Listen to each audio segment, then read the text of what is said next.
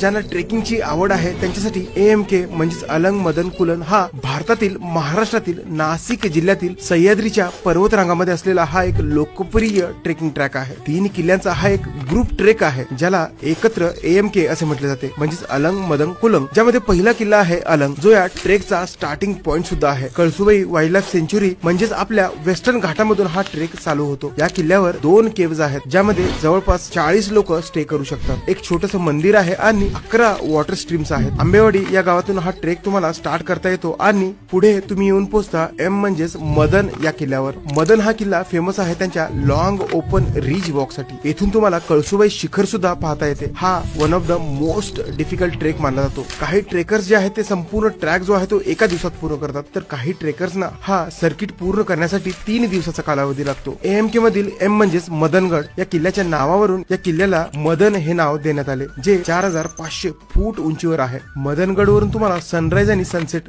दोन्ही अप्रतिम पाहता येईल। या सर्किट मधील शेवटचा गड आहे K म्हणजेच कुलंग। AMK सिरीज मधील हा शेवटचा आणि सर्वात उंच असलेला किल्ला आहे। इथून सह्याद्रीचा लँडस्केप असा दिसतो।